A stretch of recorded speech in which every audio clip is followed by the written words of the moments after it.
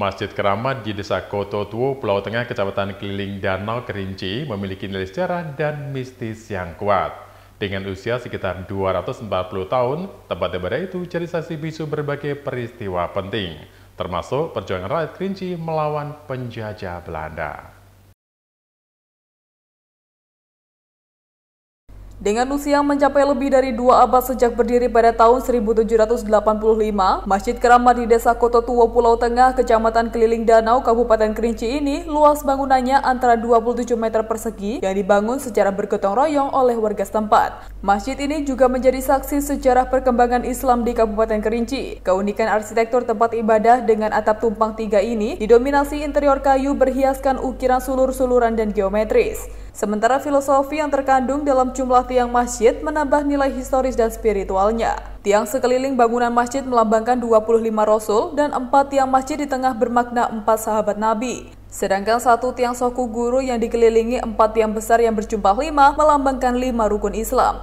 Selain itu, di tengah masjid juga terdapat tiang soku guru yang memiliki tangga untuk naik ke atas, di mana pada zaman dulu merupakan tempat azan karena pada saat itu belum ada pengeras suara. M. Rusdi Usman, salah satu tokoh masyarakat, mengatakan masjid ini telah beberapa kali selamat dari bencana besar, termasuk gempa bumi dahsyat pada tahun 1942 dan 1995, dan juga peristiwa kebakaran besar di tahun 1903 dan 1939 yang menghanguskan semua rumah warga di sekitar masjid.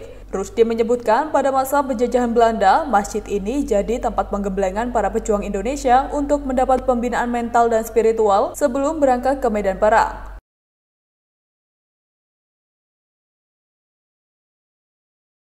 Keramat ini disebut Masjid Keramat itu ya, dua versi itu.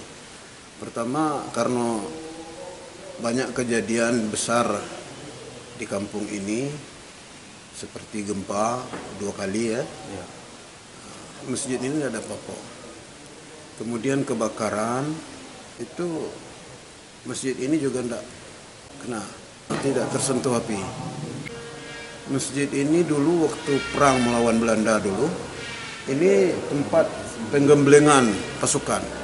Orang tua-tua dulu azannya di atas itu.